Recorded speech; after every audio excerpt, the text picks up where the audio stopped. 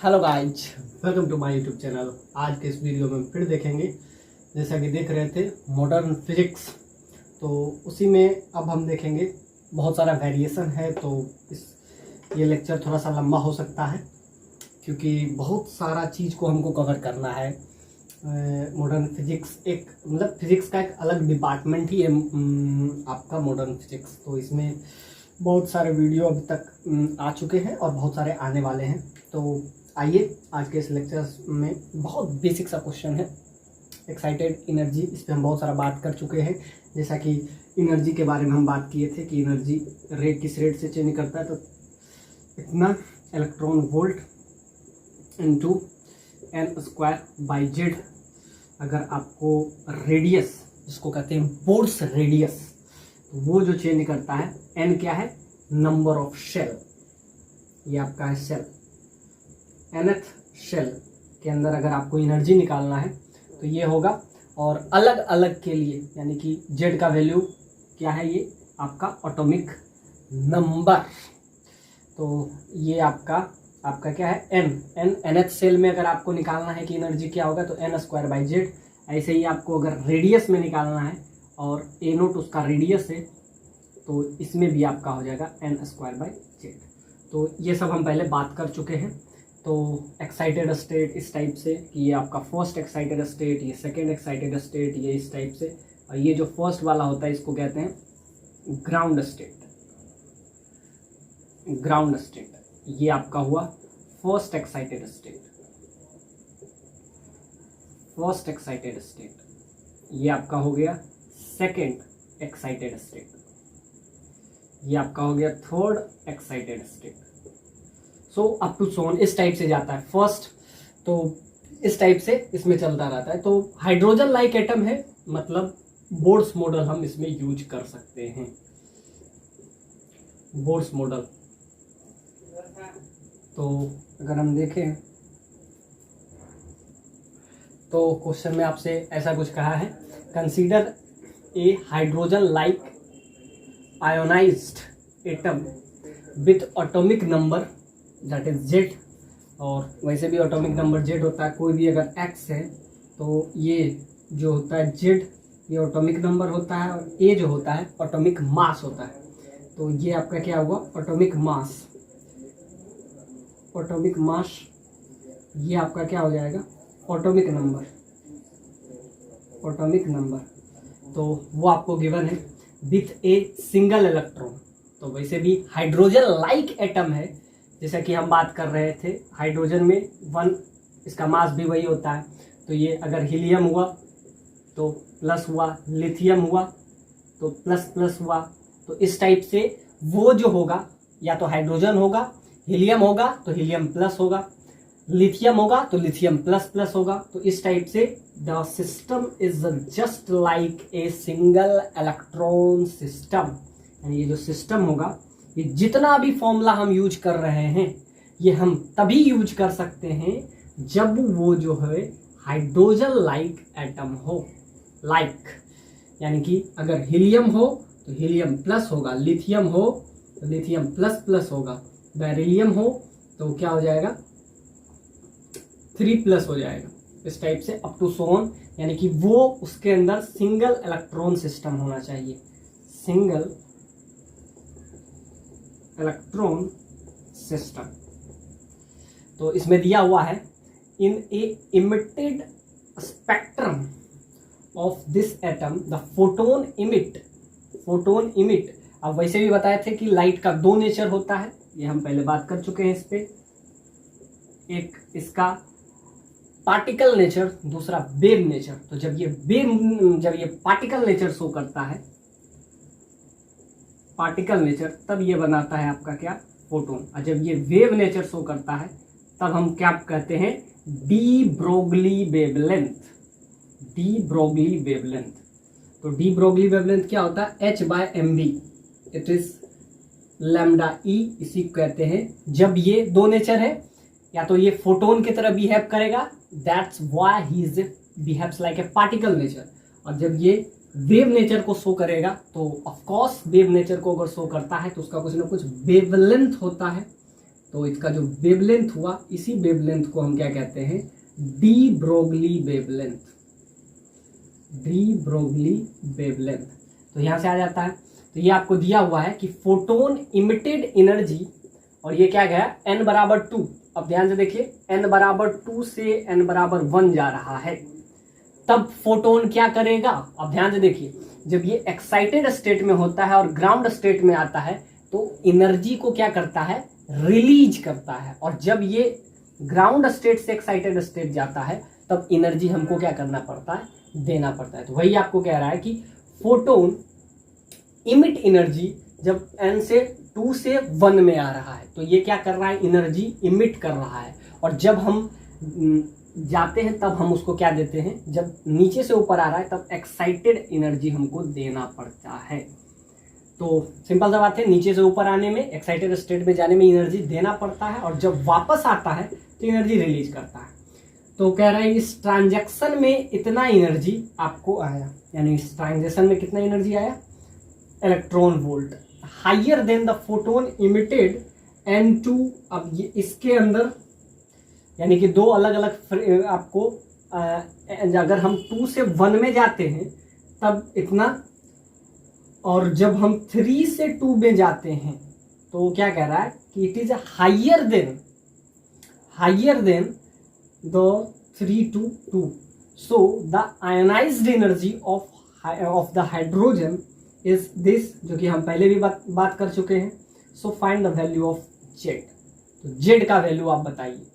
तो यहाँ से अगर हम वैल्यू निकालते हैं तो n2 से ट्रांजैक्शन 1 हो रहा है और उसका एनर्जी क्या आया, तो यहीं से आपका क्या आ जाएगा, जेड का ही वैल्यू। और ये आप समझ जाइए कि 2 से 1 आने में, यानी एनर्जी का जो गैप है 2 से 1 आने में ज़्यादा है, जबकि हम 3 से 2 भी आते हैं तो उससे क्या है, हाइयर देन, अभी क्या दिया, higher than the photon emitted the energy when we are comes from the third to second transaction. So find the value of Z. और इसका आयनाइज्ड एनर्जी जो कि ऑफकोर्स 13.6 होता है n² बाई जेड। तो यहाँ से जेड n²।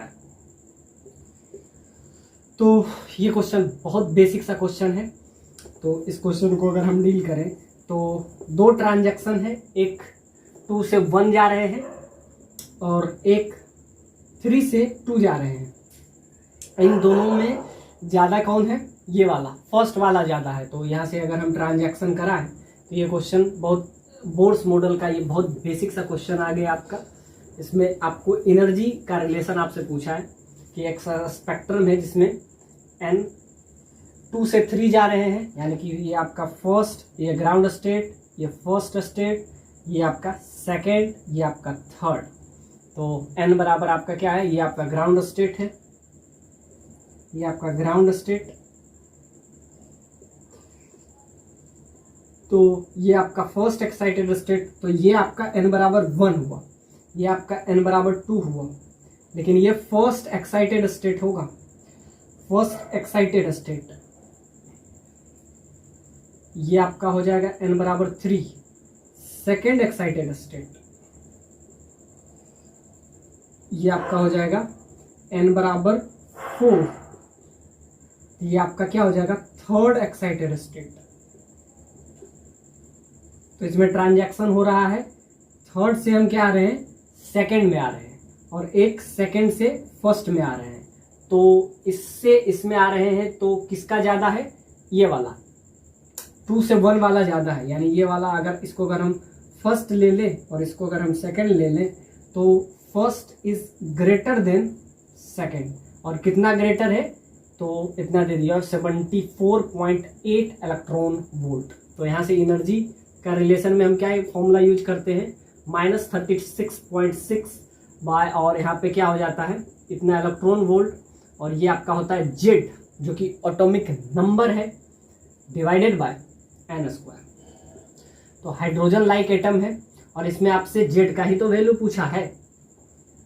तो हम पहला क्या कर रहे हैं, ट्रांजैक्शन आपका 2 से 1 कर रहे हैं और माइनस ट्रांजैक्शन 3 से 2 कर रहे हैं, और इसके बीच का जो एनर्जी सेपरेशन है, ये सेपरेशन आपको कितना दिया हुआ है, 74.8 इलेक्ट्रॉन वोल्ट।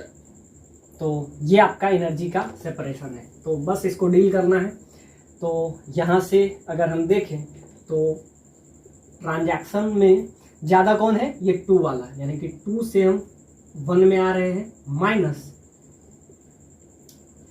क्योंकि दोनों का डिफरेंस आपको दिया हुआ है, ये आपका ज़्यादा है, हाइयर ये पे है, 3 से हम क्या जा रहे हैं 2 पे, और इसका एनर्जी गैप जो है 74.8 इलेक्ट्रॉन वोल्ट है। बस इसमें अब हम ये फॉर्मूला यूज कर देंगे, ये वाला बेसिक सा फॉर्मूला जो हर बार हम यूज करते हैं, Z²/n²। तो इसको अगर हम यूज करते हैं नेगेटिव साइन, इलेक्ट्रॉन वोल्ट, और इसका अगर हम थर्ड से सेकेंड जा रहे हैं तो इसमें हम क्या यूज करेंगे, तो ये आपका आ गया, थर्ड से सेकेंड जाएंगे तो जेड तो सेम ही होगा, एटॉमिक नंबर तो चेंज नहीं करने वाला है, चाहे ट्रांजैक्शन तो किसी एक ही में होता है ना, तो यहाँ पे जेड तो सेम होगा। और ट्रांजैक्शन क्या हो रहा है, तो फर्स्ट से हम सेकेंड जा रहे हैं, तो 1, तो इसका 1 हो जाएगा, इसका तो 1 हो जाएगा, तो 1 - 1/4, और दूसरा क्या हो जाएगा 13.6 इलेक्ट्रॉन वोल्ट, इसका भी जेड तो जेड ही होगा, जेड में तो कोई चेंज नहीं, एटॉमिक नंबर तो चेंज नहीं होगा। अब ट्रांजैक्शन किसका करेंगे, 3 से 2, तो 3 से 2 करेंगे तो 1/4 - 1/9, ये आपका आ जाएगा। तो यहाँ से दोनों का गैप आपको दिया हुआ है, तो बस इसमें वैल्यू पुट कर देते हैं तो आपका अब रिजल्ट आ जाएगा। तो क्या हो गया, negative sign 36.6 electron volt, Z² तो जेड ही रहेगा, इसमें तो कोई चेंज नहीं होगा, एटॉमिक नंबर अब इसमें किसका है, 1 से 2 जा रहे हैं, तो ये 1 - 1/2 का स्क्वायर दैट इज 4। अब ये आपका क्या हो जाएगा, इसमें हम सब्ट्रैक्शन कर रहे हैं, negative sign 13.6 electron volt into Z², और एक क्या हो जाएगा 3 से, तो ये आपका हो जाएगा 1/4 - 1/9, और ये बराबर किसका है 38.8 इलेक्ट्रॉन वोल्ट का। तो इसमें एक ही अननोन बचा है, वो आपका n, तो वो आपका आ जाएगा। तो कॉमन ले लेते हैं, 13.6 इलेक्ट्रॉन वोल्ट इंटू Z² को अगर हम कॉमन ले लेते हैं तो यहाँ से वैल्यू क्या आ जाएगा, ये आपका हो जाएगा 3/4, और ये आपका 3/4, और यहाँ से अगर इन दोनों का एलसीएम ले ले तो 36, और ये आपका क्या हो जाएगा 5, तो ये आपका क्या हो जाएगा -5/36, बस यही आएगा। ये नेगेटिव साइन दोनों में हम कॉमन ले लिए हैं, इसका नेगेटिव साइन Z² ये कॉमन ले लिए, तो इसका ये 13 मार्क बचेगा, और दोनों का डिफरेंस ये आपका आ जाएगा, और ये बराबर किसके हैं 74.8 इलेक्ट्रॉन वोल्ट।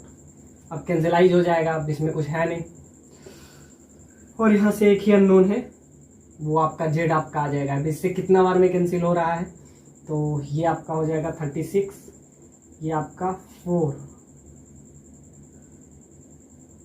27 - 5, और ये आपका हो जाएगा 74.8 डिवाइडेड बाय 13.6। अब यहाँ नेगेटिव साइन को आप क्या ले लें, नेगेटिव, ये आपका नेगेटिव होता है, यहाँ नेगेटिव साइन को यहाँ से अगर हम एक्सक्लूड कर लेते हैं तो यहाँ से आपका बच जाएगा Z², और यहाँ से आपका वैल्यू क्या हो जाएगा, ये आपका हो जाएगा 22/36 into Z² that is basically equal to, ये आपका कैंसिलाइज हो जाएगा,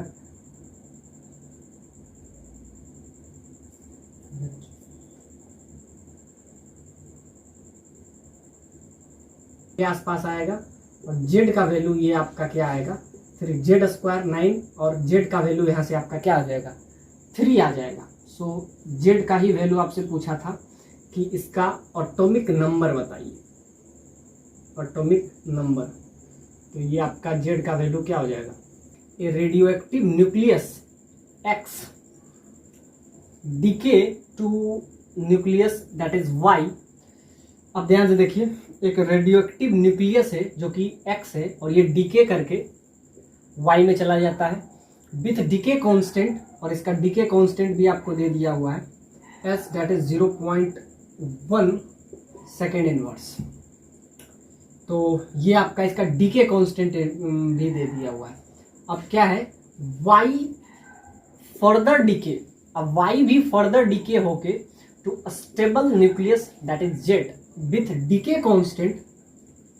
अब Y भी डीके किया और ये डीके करके 1/30, इस मतलब X जो है डीके किया, ये Y में गया और Y डीके करके Z में चला गया, यानी X कन्वर्ट हुआ Y में और Y कन्वर्ट हुआ Z। तो ये आपको दिया हुआ है इस क्वेश्चन में। A radioactive nucleus X decay in Y and it is further and Y further decay to a stable nucleus that is Z with a decay constant, और decay constant सबका दिया हुआ है। अब क्या कह रहा है कि X जो है Y में कन्वर्ट हुआ और इसका decay constant आपको दिया हुआ है X का, यानी कि लैम्डा S लैम्डा X आपको दिया हुआ है, और ये कितना दिया हुआ है 0.1, और इसका लैम्डा Y ये भी आपको दिया हुआ है 1/30 सेकेंड इनवर्स। तो दोनों का डीके दे दिया हुआ है, और लास्ट में Y डीके करके किस में चला जाता है, Z में चला जाता है। तो ये रेडियोएक्टिव न्यूक्लियस का सबसे शानदार क्वेश्चन है जो कि आपको 2001 में 5 मार्क्स का ये क्वेश्चन पूछा गया है। तो हर टाइप का हम वैरायटी इसमें लेके आए हैं ताकि आपका मॉडर्न फिजिक्स में कोई भी प्रॉब्लम आए आपका छूटने वाला नहीं है। तो बहुत सारा वैरायटी अभी तक कवर किए हैं। अब इसको अगर हम रेडियोएक्टिव वाला कवर करें तो X Y में कन्वर्ट हुआ और Y Z में। अब क्या कह रहा है, initially there are only X nuclei, यानी इनिशियली X है। सो initially you will get X से Y और Y से लास्ट में Z। तो क्या रहा है कि initially there are only X nuclei and there nuclei, अब ये कितना है, सो एन नोट का वैल्यू आपको दे दिया हुआ है दैट इज 10⁻20। तो इनिशियली X का कितना है, तो 10⁻20। अब setup for the rate equation for the population of X, Y and Z, the population of Y nucleus as the function of time. अब ध्यान से देखिए, Y का as a function of time जो कि आपको दिया हुआ है, जो कि टाइम का फंक्शन है, ये आपको दिया हुआ है N nought lambda Y lambda X divided by lambda X minus lambda Y e का पावर यानी exponential minus lambda Y t minus e का power minus lambda X into T. तो ये किसका दिया हुआ है, तो ये दिया हुआ है Y का दिया हुआ है। तो ये आपको दिया हुआ है पॉपुलेशन ऑफ Y न्यूक्लियस। तो अब तक क्या आपको पता चला कि X जो है इनिशियली 10⁻20 है और Y जो है चेंज कर रहा है, वो चेंज कर रहा है, ये टाइम का फंक्शन है, और ये किस रेट से चेंज कर रहा है, तो ये चेंज कर रहा है N nought lambda X divided by lambda X minus lambda Y e का power minus lambda Y t minus e का power minus lambda X into T. तो ये इस रेट से चेंज कर रहा है, और ये है कौन, ये आपका Y है। Y जो कि टाइम का फंक्शन है, यहाँ पे दिया हुआ है कि it is a function of time, जो कि आपको दिख रहा है कि टाइम के रेट से ये चेंज कर रहा है। अब ध्यान से देखिए, ये आपको दिया हुआ है, आपसे क्या पूछ रहा है, N Y is maximum, find the time at which N Y is maximum and determine the population of X and Z at that particular time. यानी उस पर्टिकुलर इंस्टेंट पे आपको बताना है किसका पॉपुलेशन, X का बताना है और Z का, क्योंकि Y का तो आप डायरेक्ट निकाल सकते हैं। तो पहले तो आपको टाइम निकालना पड़ेगा, और अगर टाइम आ गया तो इक्वेशन में हम पुट कर देंगे, तो ये लास्ट वाला टर्मिनोलॉजी तो खुद ब खुद आ जाएगा, क्या, population of x and population of Z. तो ये जो क्वेश्चन रेडियो एक्टिव का बहुत शानदार क्वेश्चन है, जिससे आपका सारा कंसेप्ट क्लियर हो जाएगा। तो ये आपका y का दिया हुआ है, ये आप y किस रेट से चेंज कर रहा है, ये टाइम का फंक्शन है।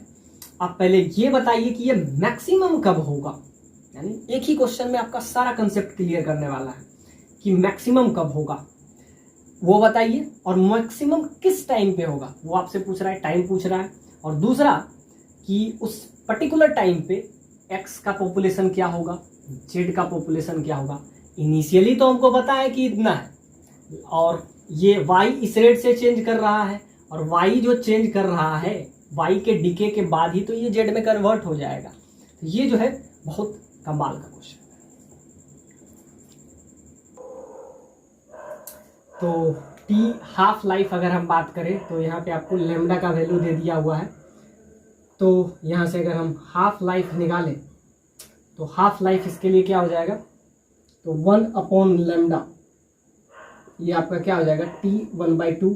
1 लेमडा का वैल्यू आपका आ जाएगा 10 सेकेंड, यानी कि ये जो फर्स्ट वाला है इसका हाफ लाइफ आपका कितना है, 10 सेकेंड है।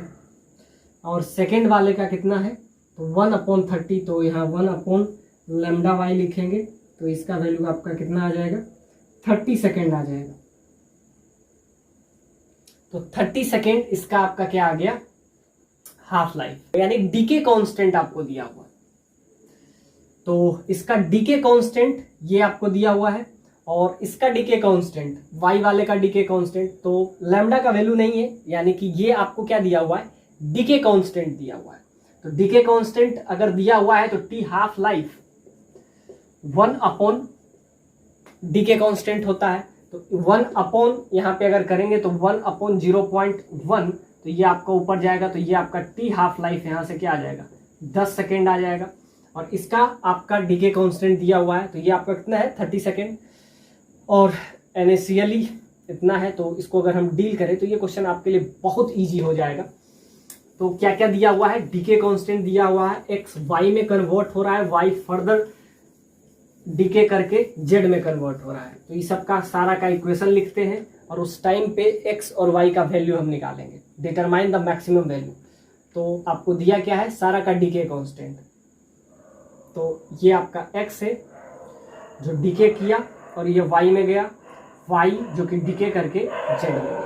और इसका टी हाफ लाइफ आपको कितना दे दिया हुआ है, तो इसका डीके कांस्टेंट आपको दिया हुआ था, तो इसका डीके कांस्टेंट 0.1 दिया हुआ था। तो टी हाफ लाइफ का वैल्यू यहाँ से आपका आ जाएगा 10 सेकेंड, और इसका टी हाफ लाइफ इसका आपका कितना है, 30 सेकेंड, जो कि क्वेश्चन में गिवन है। तो दोनों का हाफ लाइफ कैसे निकालें, तो 1 लेमडा एक्स से ये आपका कितना हो जाएगा, 1/0.1, तो ये आपका आ जाएगा 10 सेकेंड। और ऐसे ही हम करेंगे 1 ये आपका आ जाएगा t1/2, T half life t1/2, तो यहाँ से आपका आ जाएगा 1/30, तो 1/30, तो यहाँ से 30 सेकेंड आ जाएगा। अब हम इसका इक्वेशन लिखते हैं, x का इक्वेशन, y का इक्वेशन, z का इक्वेशन, और मैक्सिमम कब होगा वो टाइम बताइए, और मैक्सिमम पे x और y का वैल्यू बताइए। तो ये क्वेश्चन आपसे गिवन है। तो यहाँ से अगर हम वैल्यू निकालें तो रेट ऑफ चेंज यानी कि dx/dt, तो ये minus lambda into lambda X into N होगा, जो कि आपको दिया हुआ है क्या, एन नोट। ऐसे ही हम dy/dt अगर हम लिखें तो ये भी हो जाएगा minus lambda y into N nought, और इसमें ऐड क्या होगा, तो x जो है कन्वर्ट होके y में जो जा रहा है तो वो आप ऐड कर दीजिए, lambda x into N nought. तो ये आपका ऐड हो जाएगा। यहां से इसका रेट इक्वेशन, इसी को कहते हैं क्या, रेट इक्वेशन। तो रेट इक्वेशन कैसे लिखते हैं, तो डीके कांस्टेंट पता हो, तो इस रेट से ये घट रहा है, इसीलिए नेगेटिव साइन क्या कह रहा है, ये जो है डीके कर रहा है, यानी घट रहा है। पहले कितना था, तो x का वैल्यू जो कि आपको गिवन है 10⁻20 है, और ये क्या हो रहा है, डीके कर रहा है, इसलिए इसको डीके कांस्टेंट कहते हैं। और इसमें एक कमाल का बात ये है कि जब y डीके करेगा तो इस रेट से डीके करेगा, लेकिन y डीके कर रहा है इस रेट से, लेकिन y बन भी तो रहा है, तो वन किस रेट से रहा है। तो यहाँ पे ध्यान से देखिए, यहाँ पे हम नेगेटिव साइन लिखें और यहाँ पे पॉजिटिव लिखती है, क्योंकि ये घट रहा है। नेगेटिव साइन ये कह रहा है, नेगेटिव साइन कह रहा है कि इट्स डिक्रीजेस या डीके, तो ये घट रहा है। अब ध्यान से देखिए, जो x घट रहा है वही y बढ़ भी तो रहा है। तो आप ध्यान से देखिए, x जो है, जो कि 10 सेकेंड में, इसका 10 सेकेंड इसका हाफ लाइफ आया, इसका आपको 30 सेकेंड हाफ लाइफ आया। अब क्या है, x घट रहा है इस रेट से, और x जो घट रहा है वही y बढ़ भी तो रहा है, और y जो है फर्दर भी डीके कर रहा है। तो फर्दर डीके कर रहा है तो नेगेटिव साइन, और अगर यहाँ पे ये जो डीके किया यही तो इसमें एड अप भी हो रहा है। तो ये बात आपको समझना है। इसी रेट इक्वेशन, तो जब भी आपको रेट इक्वेशन लिखना हो किसी का भी, और अगर डीके कर रहा है, तो आपको पता होना चाहिए रेट इक्वेशन में, तो यहाँ पे क्या हो जाएगा, यही रेट इक्वेशन अगर हम z का लिखें dy/dt, और ये सारा टाइम का फंक्शन है, it is a function of time, it is function of time. तो यहाँ पे क्या होगा, तो ये आपका माइनस लैम्डा इंटू, ये आपका हम क्या लिखेंगे z का, तो ये भी डीके करेगा, तो ये आपका क्या x, ये x y और ये लास्ट में z, तो ये z इंटू ये आपका क्या हो जाएगा एन नोट, जो कि इनिशियली में होता है, तो इस रेट से ये चेंज करेगा। ये इक्वेशन फर्स्ट, ये इक्वेशन सेकंड, जो इस रेट से घट रहा है वही इसमें एडअप भी हो रहा है, इसीलिए इसमें प्लस किए, और लास्ट वाला भी घटेगा, ये उसका क्या हो जाएगा, ये उसका डीके कांस्टेंट है, डीके कांस्टेंट, ये आपका आ गया।